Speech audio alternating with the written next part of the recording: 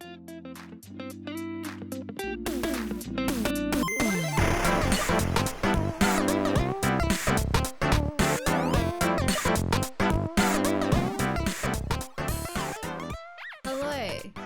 Hello. Welcome to episode 62 of Hello Hello the podcast. I'm Jenz, and this is Raammo. Hi. Hi. How you going? Good. How you doing? I'm pretty good, you know. Just good. It's yeah.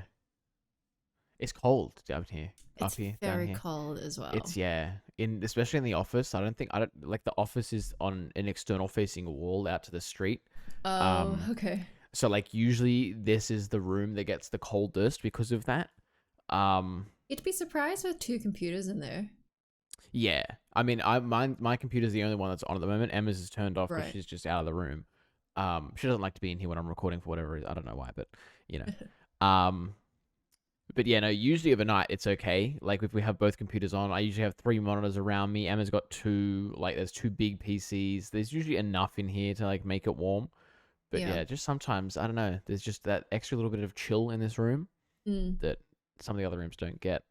But it's okay. I'll warm up as we go on. I have the big light on behind the camera anyway, so usually that warms me up pretty quickly, you know. Better watch out for the blue light. It'll get Oh man, yeah. Yeah, it's been like raining and cold in Adelaide. Oh, that's the worst. It's worse. Like it's cold is bad enough or whatever. Like I can handle the cold because I just put an extra couple of layers on. But if it's cold and wet and then also windy on top of that sometimes too, that's the worst combo. You know, because you can dodge the cold, but then you're gonna get soaked through. Like and the wind is just you can't escape that. Oh, it's the one time a year that I always have to have lip balm in my pocket because I only ever get dry lips during winter because usually of the wind and the chill and stuff like that. Any other time throughout the year, I'm fine, but it's just this time. Yeah, and like I have to use like a proper moisturizer on my legs because it just skin just dries out as well. Yep. I don't know what it is. I hate it. I can't. Sexy times. It is. Have you been playing anything or watching anything? You started a new job, which I don't know if we spoke about on this. Yeah, I think maybe we talked about it very lightly last week. But yeah, I started a new job. I'm now sales rep at JB. I've been enjoying it. I enjoy it so much. It's great. You know, the people that I work with seem pretty cool so far. The role itself, you know, I enjoy it. It's stuff that I know. So. And I guess it's like a change of scenery, which is nice. Yeah, exactly. Just after being in my previous role for so long, it is quite nice to just do something a bit different, you know. Or of course, it was quite daunting at the start, you know, as I'm sure it is starting any new job. But no, I think I settled in pretty quickly, you know. That's good. So it's I enjoy it. But other than that, I have just been playing Fortnite, the new season. I woke up at 5:45. On what day was it? The 3rd or the 4th or something like that. Yeah. To catch the live event with Emma, because Emma, like, we've played Fortnite before or whatever. And Emma's played a couple of seasons ago, but she's never done like a live event. So I was like, we got to do a live event. Like you have to do at least one. So woke up at the crack of dawn for that. Then went back to bed. Then woke up and sat staring at a screen for probably like 10, 12 hours waiting for the servers to go back live. And then when they did, we all jumped on. It was, So it was a good day of waiting. It was very much a big waiting day. And then other than that, I actually, in the wardrobe next to me, I have 2 Guitar Hero guitars, which I've hooked up to the computer, and me and Emma overnight have been rocking out on Clone Hero, which has been mad fun, honestly. I forgot just how much fun Guitar Hero can be.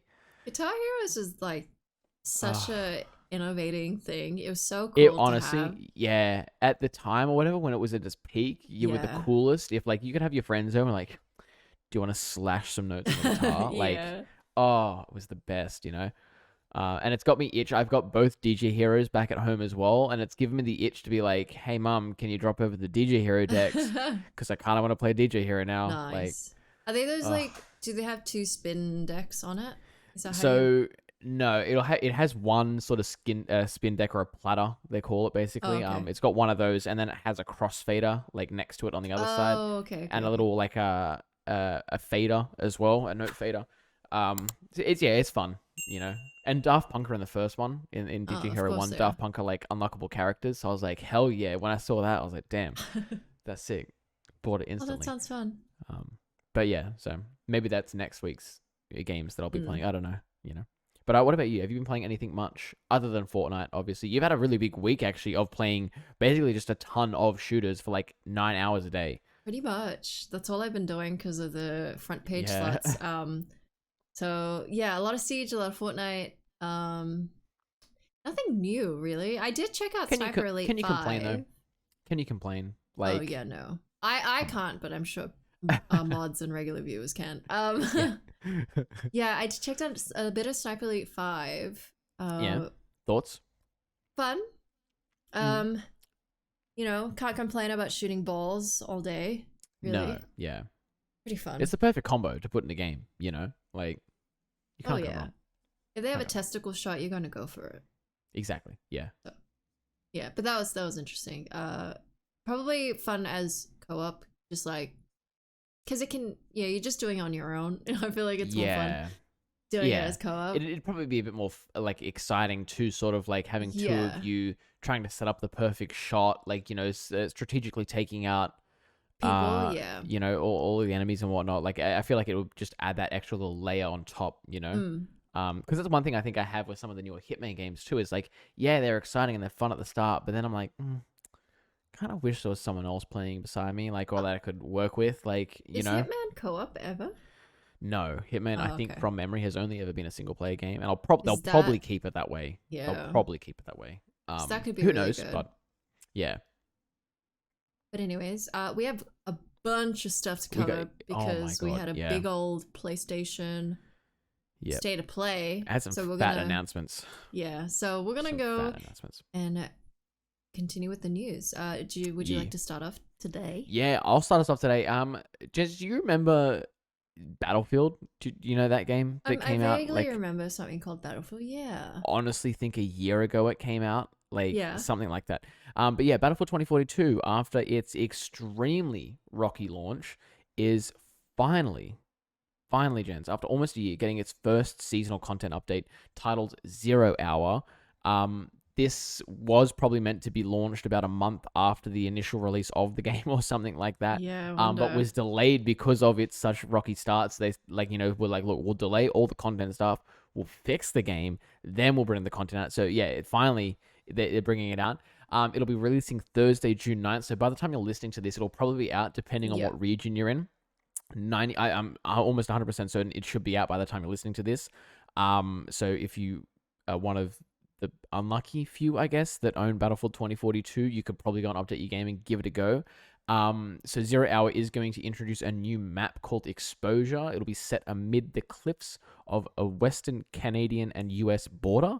And it's also going to add a new specialist named Awinla Liss, who basically just has a rocket launcher. Okay. That was as creative as they got with it. They gave her a rocket launcher. Maybe it's a really cool rocket launcher. It could be. I don't know. But yeah, DICE and EA, they really, really badly need this 0 Hour update to do something, like literally anything to revitalize the 2042 player base, because as of the recording, as of today, according to Steam charts and their databases, the game had a peak concurrent player count of 4,000 players over the past 24 hours, which is roughly 4% of its all-time peak. So almost 100% of the players have dropped off and be like, I'm sick, It's really sad seeing this, like hearing it, because Battlefield was such a loved franchise. And like it was such an exciting premise when they announced this too, and when it was coming out and stuff like that, because it looked exciting, it looked epic, it looked like what Battlefield players wanted. They didn't want, I don't think, another like World War II or something from that era type game. They wanted something a bit fresher, a bit like, a new lick of paint kind of stuff. So it is sad to sort of see, I guess, the demise of Battlefield. I'm sure Activision are laughing at the moment with Call of Duty, and they're just like, I think we're safe still. So it's I honestly hope that the 0 hour content update does do something. I own Battlefield 2042. I am one of those unlucky few, I guess I called it. So I honestly, I think I am gonna give the game an update and give it a go. Like me and Emma might try it or whatever it is, and just have a look. It is a free content update. You don't have to download or like, buy anything. Sorry. So you don't really have anything to lose, I guess, other than your own time. So it's and there's still the rumors as well that I think they were thinking about making 2042 like free to play or something like that.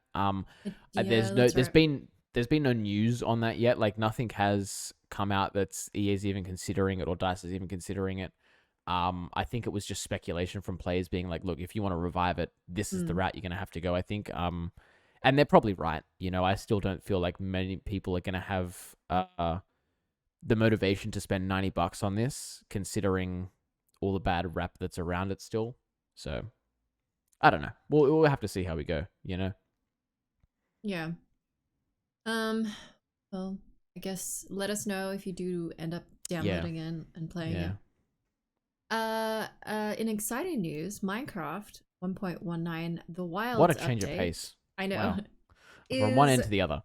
Coming out June, July. It's out. It's out. By the time you listen to this, it'll be out. Yeah.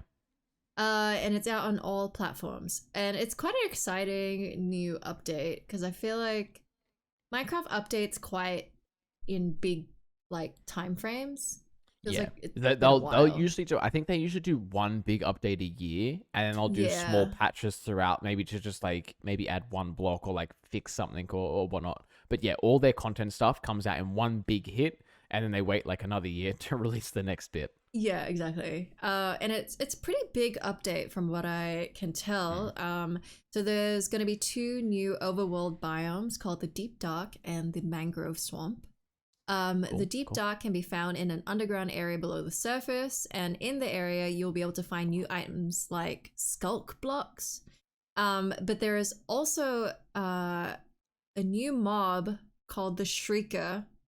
Oh. And if it shrieks 4 times before you can escape, you'll come face to face with the Warden, which is like I don't know when the Shrieker sounds like it's from like Dead or Alive, or like it sounds like it's from Left 4 Dead. Yeah. What the hell is Minecraft turning into? This is a horror game now. Yeah, they're gonna scare some kids. I tell you what. Damn. So it's really exciting because I don't think we've had new mobs in a while. I could be wrong. I think in the Caves and Cliff updates, I think they did add 1 new mob. I could be mistaken.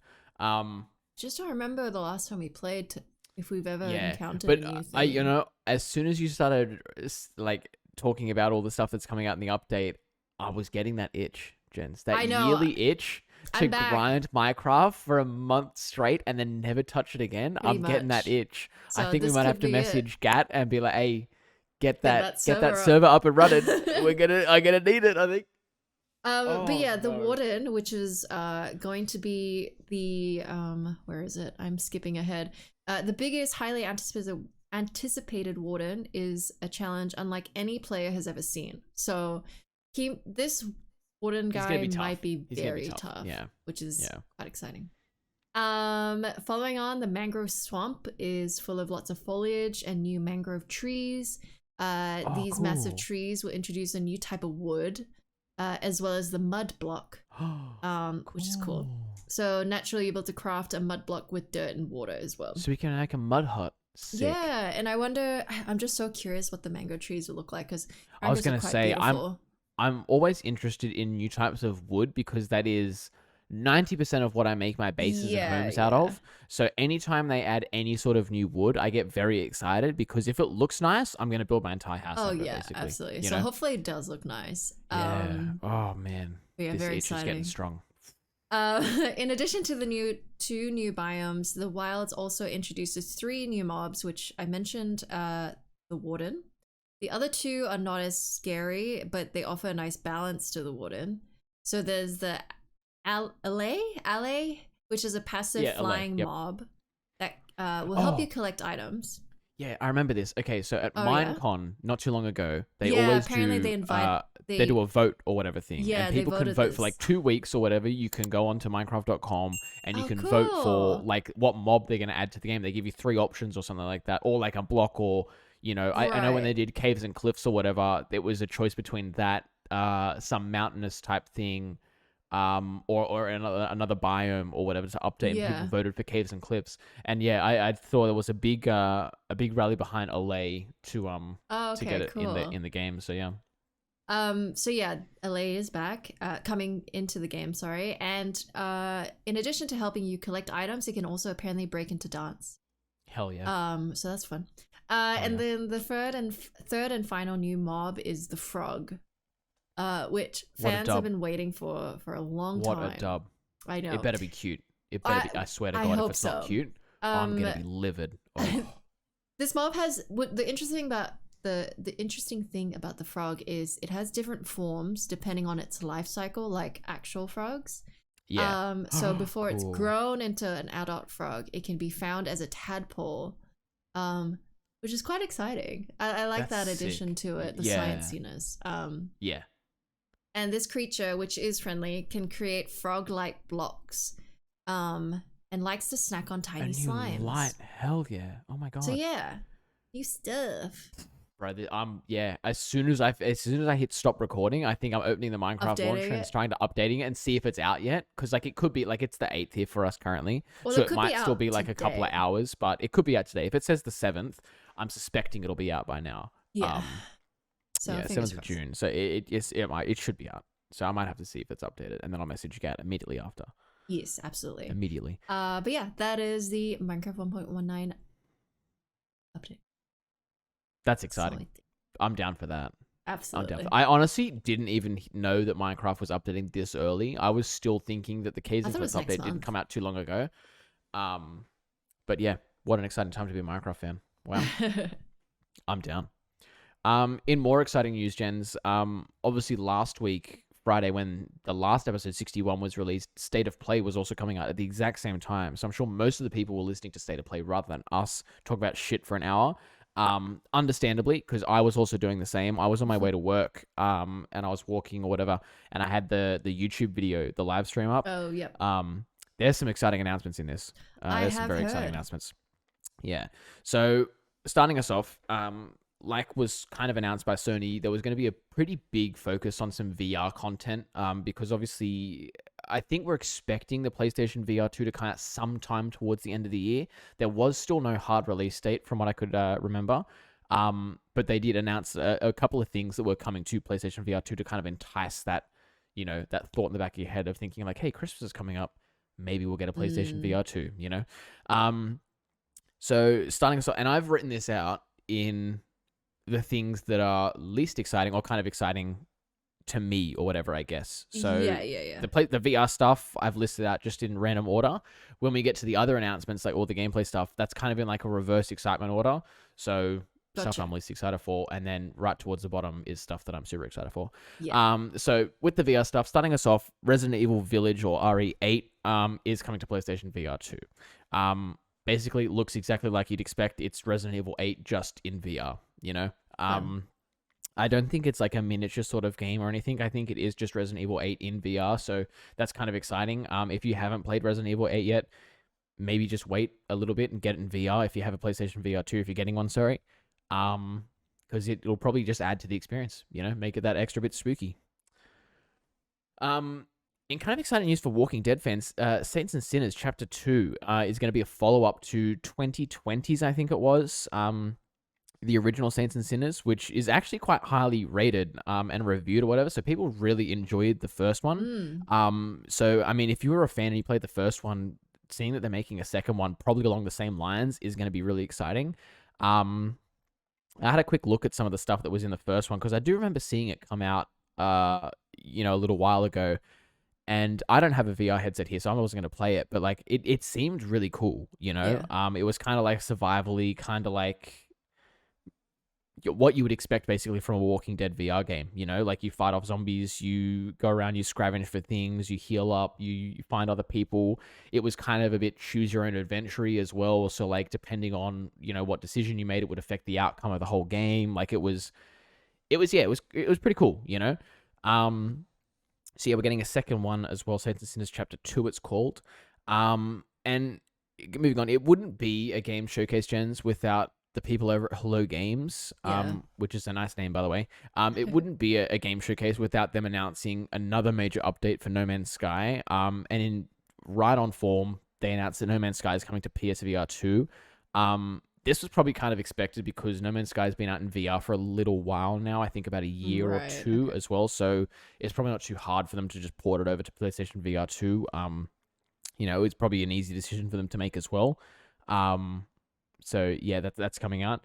And then we also got our first look at Horizon Call of the Mountain. So this is actually going to be one of the first PlayStation VR 2 exclusives just for the device. And I'm assuming it's probably going to be a launch title alongside it. And we did get a pretty cool trailer sort of look at it. I'm not too sure if it's going to be one where you can kind of walk around and, sort of interact with things yourself. I'm sure there's going to be parts of it that can, but from most of the trailer, it looked like it was kind of like you're in a boat or you were walking alongside. Like it looked kind of like on railsy in a sense. Right. So I'm not too sure if I would call it like a game from what I would see. It's more of like an experience, I guess, kind of like those, like those 4D movies or whatever. Yeah. Like it's kind of just like an experience to go on top of something. I'm sure there's going to be actual gameplay features, but from the trailer that I remember, it was kind of a bit limited. Still very exciting though. Sony seems to be going all in on Horizon stuff, especially with the new game coming out just earlier in the year. People really enjoy Horizon, so it's kind of a no-brainer for them to make something in VR for it. So yeah, that's coming out as well. And that was kind of all the most exciting VR stuff. So moving on, we then got into some of the other announcements, like actual games and things that were coming out strictly for PlayStation going forward. And so for Final Fantasy fans, we finally got their first look at Final Fantasy 16.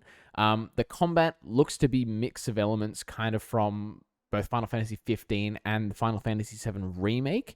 And it looks kind of medievally. Like when I first saw this trailer, I was like, this doesn't look like, when they had the trailer or whatever, I was like, I don't know what this is. And then they put the big title card up and I was like, that doesn't look like Final Fantasy from what I remember. Interesting. So it's kind of different,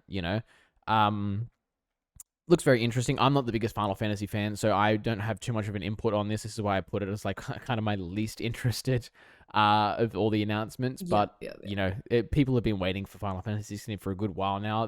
We've known that it was coming out. I think they did an interview not too long ago, and they were like, "Yeah, we've got a trailer sitting back there on the hard drive somewhere. We're just waiting for the right time to announce it." So we've known that there's a trailer coming. We just didn't know when, and they finally announced it. A game called Season, A Letter to the Future, looks kind of interesting. I'm digging this. They had a couple of sort of indie-looking games in there as well as some of the big ones. But in Season, A Letter to the Future, you play as a young woman who must collect memories before a cataclysmic event will wash everything away. It has this really unique kind of art style that's kind of very calming and stuff like that to it.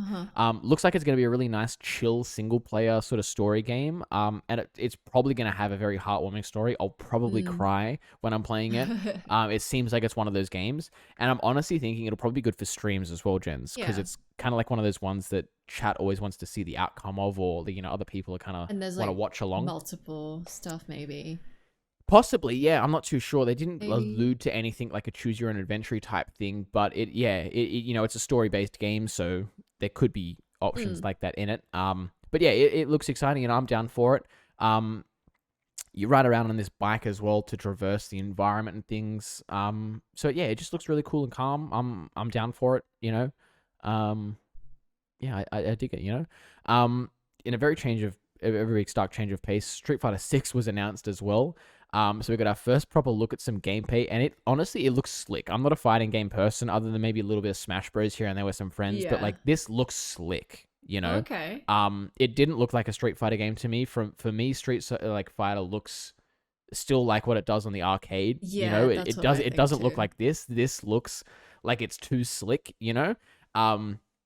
But yeah, it looks great. It's beautiful. The backdrops or whatever are really diverse and they look nice and fleshed out or whatever. The character models themselves look super nice and clean. And it was, yeah, they're really utilizing the power of PlayStation 5 and stuff like that to really push it, you know?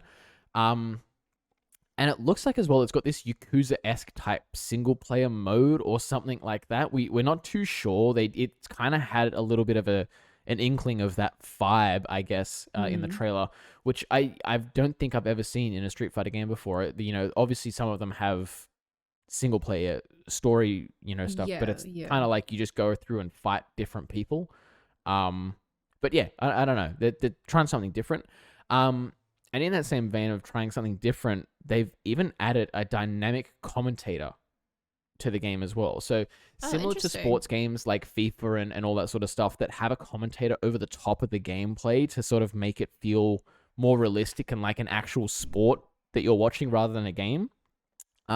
Street Fighter's taking a page out of that book, and they're adding their very own dynamic commentator who's going to announce over the top of gameplay, you know, events that are happening in real time. It's, you know, there's a really good video. I don't know if we can put it behind us because obviously the text in it, or the audio in it is going to overlap with us or whatever, but I'll whack it in the description. It's honestly super realistic. Like if you've ever watched any like fighting UFC events, yeah, kind of. But like I'm more thinking of like if you ever watch any like esports fighting events for Street Fighter or Smash Bros and things, they'll have people commentating over it. It's kind of like that. Oh wow! It's super realistic, but it's all done via AI and things. So that's very impressive. You know, it's I honestly, it was kind of spooky just how well they've done it. You know. Oh, interesting. That'll be fun. So yeah, I'll whack it in the description below if you guys want to have a look at it. Defs give it a go. Because I've never seen that in a fighting game ever. You know, like it was wild. Moving on, Roller Dome is going to be an 80s-esque roller derby inspired gladiator arena game. Oh my. Never thought I would merge that sentence together, but here we are. It has an art style that looks like it's ripped right out of a graphic novel. It's quite nice. You know, it's, you know, kind of 80s-esque as well, I guess. And it's made by the same peeps that did Ollie Ollie. So they're sticking to their guns and they're doing another sort of extreme sports type game. It looks kind of fun. I'm not too convinced on this one just yet. Some of the gameplay did look a little bit like, I don't know how to describe it, but like it just didn't have a nice flow to it, I guess, of what I would expect maybe from a game like this.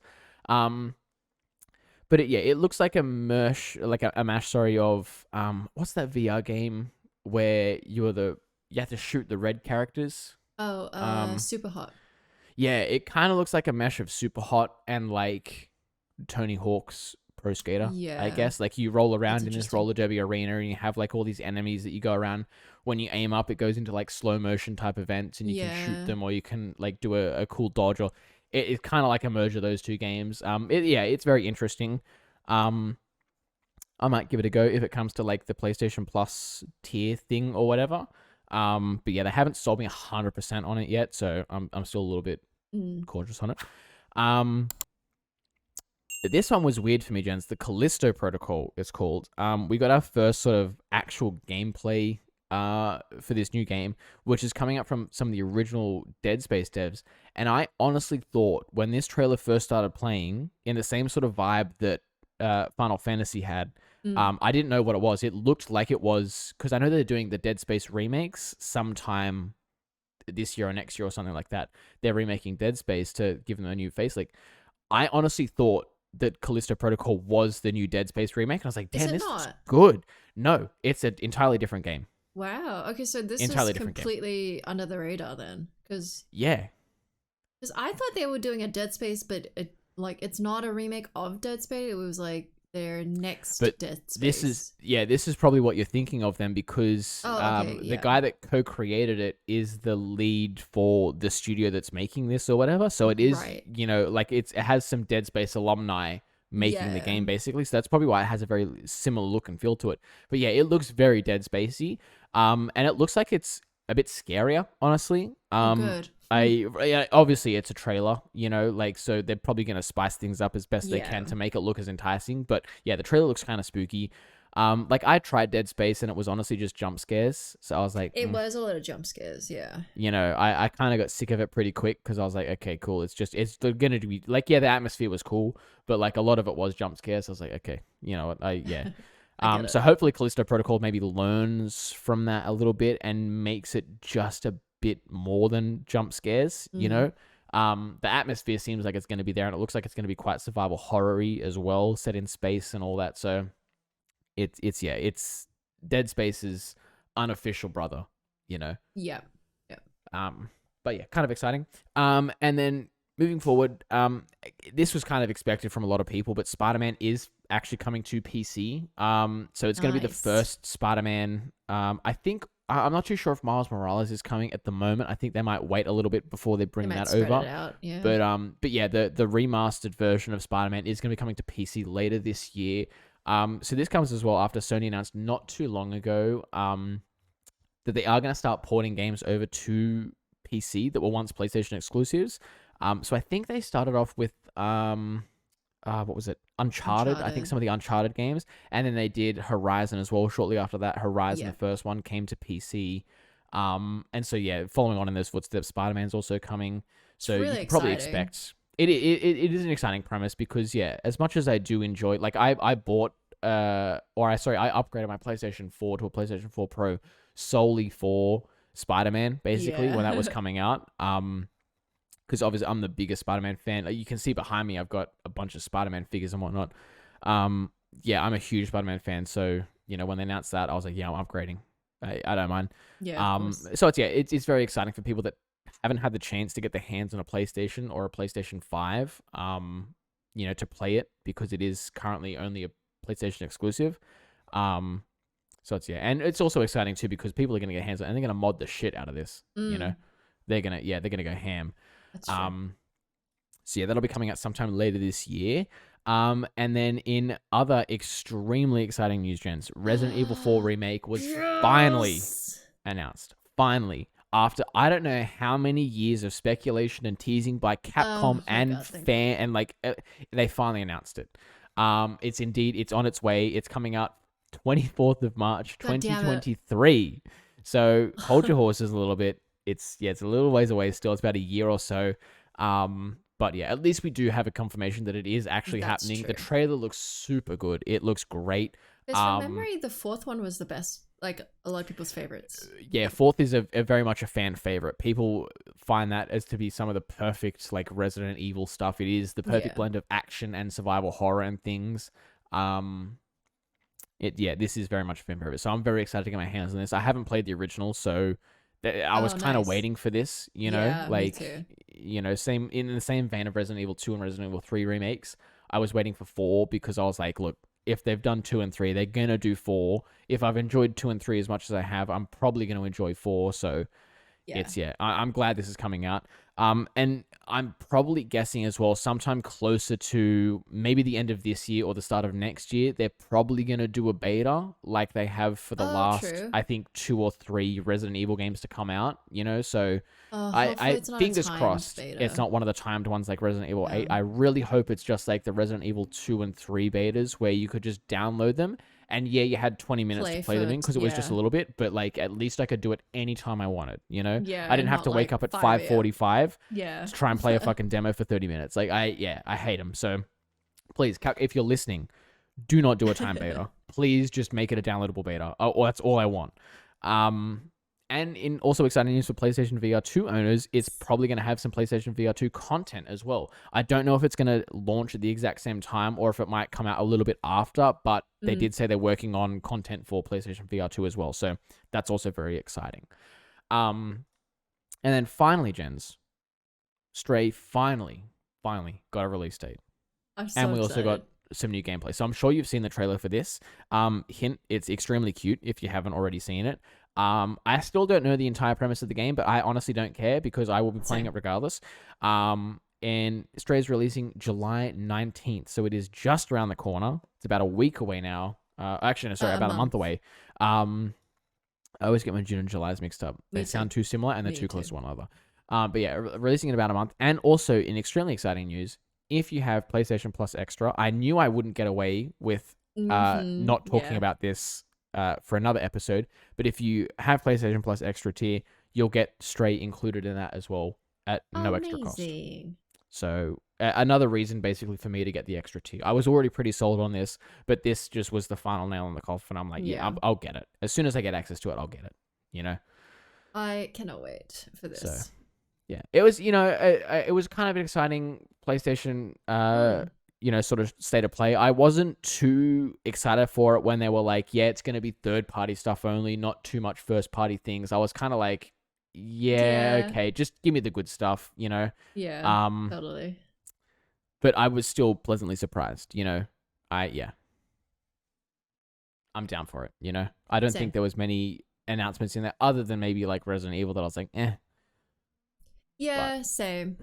Resident Evil and Stray and Spider-Man coming to PC is very exciting to hear. Yeah. Oh, and that's the true. Dead Space. Yeah, Callisto Protocol honestly looks kind of cool. I like I said, I have tried Dead Space originally, and I was like, nah, didn't really get into it. So hopefully Callisto Protocol can get its hooks into me and give me that sort of that little bit extra that Dead Space wasn't giving me. I don't know. Yeah, I'm so like hungry for a new horror game. A good horror, yeah. It's just I feel like the last one. And something a bit different too. Like I'm excited for all the remakes and stuff, but like I want new, I want fresh, I want something that hasn't been seen before. Like, and I know it's hard to come up with a new idea, especially in horror, because it feels like everything has been done in horror already. There's so many horror tropes, Yeah, exactly. I did while we were doing the news. Apparently, Kojima's new horror game has been leaked. Yes, I have seen a little bit of this too. Obviously, there wasn't anything that was announced at... There was nothing, State of Play. But yeah, there has been a couple of things that have been coming out surrounding Kojima and some sort of thing that's not... what was the one that he's just done? Death Stranding related, something sort of different to that. So it's, it seems like... one of the characters from Death Stranding will be in it. Yeah, well, I mean, originally, Norman Reedus was originally meant to be in this so-called Silent Hills remake, basically. So he was meant to be like the main protagonist in it, and then when the whole fallout with Kojima and Konami sort of happened and whatnot, obviously, Norman Reedus hadn't signed any contracts with Konami specifically. He was probably signed on with Kojima, or he was just doing it as a favor to Kojima because he was like, a fan of his work and things like that. Yeah. And so then when Kojima went and founded his new studio, he was like, hey, do you want to continue working and do this Death Stranding game? Because unfortunately I can't do Silent Hills because Konami owned the IP to it. And so, yeah, that's probably what it was. So it could be that. It could be that Norman Reedus is doing a horror type game with him as well again. We don't know, but... Yeah. Hopefully this is true, because Kojima make, like, with the promise of PT was such a... Yeah. Like, it was so, like, everyone was talking about it. So hopefully... Well, that was the Silent Hills one. That was... Yeah. Thing I was going to be in, so, So hopefully he can revitalize that in his own way without... Yeah. Without encroaching on any legal issues, Yeah. I'm sure he's a master creator at things, so I'm sure he's got tons of ideas floating around in his head that he can, scribble down on a piece of paper and then just get to work, Yeah. But yeah, I have heard these leaks for the past maybe a month or so. Like things have slowly been trickling out surrounding this, but it seems like it is just leaks at this stage. Nothing confirmed. Nothing confirmed, and there hasn't been anything from like Kojima himself implying anything, so it's like, we kind of just got to wait and see, Pretty much. But yeah. Anyways, was there anything, Jenz, before we wrap up, because I think that's all the news, we managed to get through that relatively well, I think. Was there anything you wanted to add on, because we were going to talk about Obi-Wan, but you actually haven't seen it yet because you've been quite busy with all this streaming for like 9-10 hours a day, so as soon as you like signed off, you were like, okay, nap time. Pretty much. Which is very understandable. So yeah, we will talk about episode 3 next week. And 4. Oh, and 4, yeah. Because we get episode 4 today, basically, yeah. Yes. So yeah, no, nothing from me. Yeah, no, nothing from me either, guys. But as always, thank you guys for listening. Thank you guys for watching. And we will see you all next week. Bye-bye.